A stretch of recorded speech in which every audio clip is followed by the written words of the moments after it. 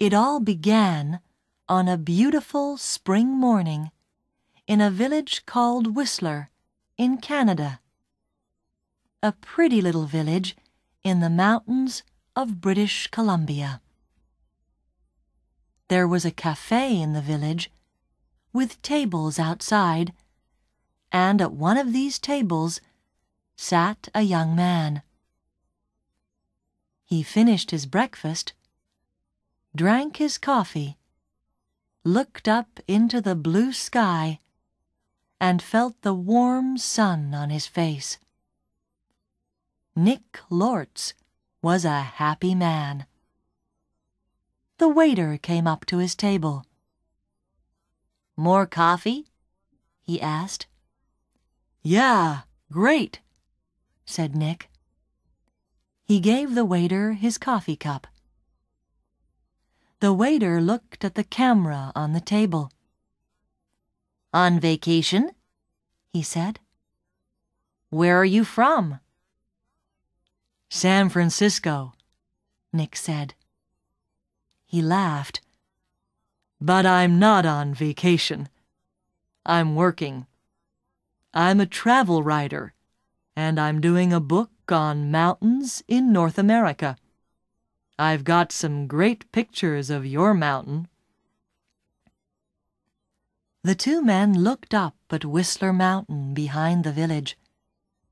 It looked very beautiful in the morning sun. "Do you travel a lot then?" asked the waiter. "All the time," Nick said. "I write books, and I write for travel magazines. I write about everything. Different countries, towns, villages, rivers, mountains, people." The waiter looked over Nick's head. "There's a girl across the street," he said.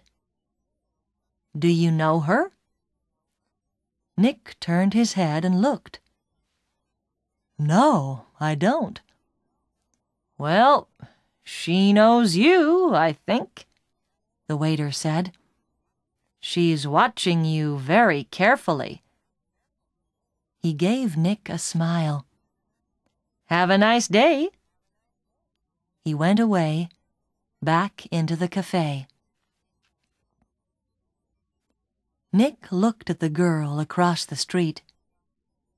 She was about 25, and she was very pretty. "She is watching me," Nick thought. Then the girl turned and looked in one of the shop windows. After a second or two, she looked back at Nick again. Nick watched her. "She looks worried," he thought. "What's she doing? Is she waiting for somebody?" Suddenly, the girl smiled. Then she walked across the street, came up to Nick's table, and sat down. She put her bag down on the table. The bag was half open. "Hi, I'm Jan," she said. "Do you remember me? We met at a party in Toronto." "Hi, Jan," said Nick. He smiled. "I'm Nick, but we didn't meet at a party in Toronto. I don't go to parties very often, and never in Toronto." "Oh," the girl said, but she didn't get up or move away. "Have some coffee," said Nick.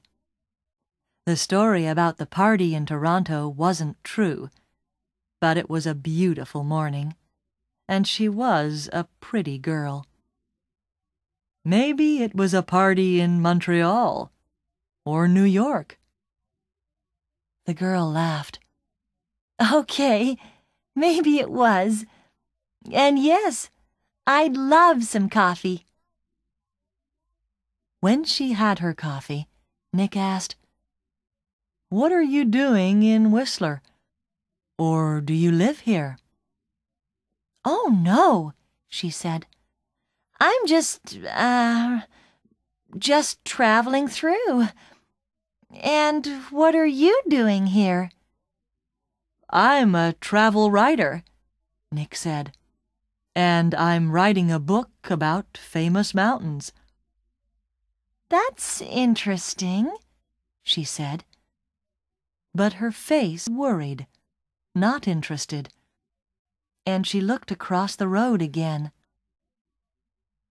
A man with very short white hair walked across the road. He was about 60 years old, and he was tall and thin. The girl watched him. "Are you waiting for someone?" asked Nick. "No," she said. "Where are you going next, Nick?" "To Vancouver for 3 or 4 days," he said. "When are you going?" she asked. "Later this morning." In the top of the girl's half-open bag. Nick could see some of the writing, and he read it because he saw the word Vancouver. "And we can meet at the Empress Hotel, Victoria, Vancouver Island, on Friday afternoon." So she's going to Vancouver too, he thought. Suddenly the girl said, "Do you like movies?" "Movies? Yes, I love movies," he said. "Why?" "I know a man, and he loves movies and going to the cinema," she said slowly. "People call him Mr. Hollywood." She smiled at Nick. "Can I call you Mr. Hollywood too?" Nick laughed. "Okay," he said. "And what can I call you?" She smiled again. "Call me Mystery Girl," she said. "That's a good name for you," said Nick. Just then, the man with white hair came into the cafe. He did not look at Nick or the girl, but he sat at a table near them. He asked the waiter for some breakfast. Then he began to read a magazine. The girl looked at the man, then quickly looked away again. "Do you know him?" Nick asked her. "No," she said. She finished her coffee quickly and got up. "I must go now," she said. Nick stood up too. "Nice to—" he began, but the girl suddenly took his face between her hands and kissed him on the mouth. "Drive carefully, Mr. Hollywood. Goodbye," she said with a big, beautiful smile. Then she turned and walked quickly away. Nick sat down again and watched her. She walked down the road and into a big hotel. Now what, thought Nick, was that all about? The man with white hair watched Nick and waited.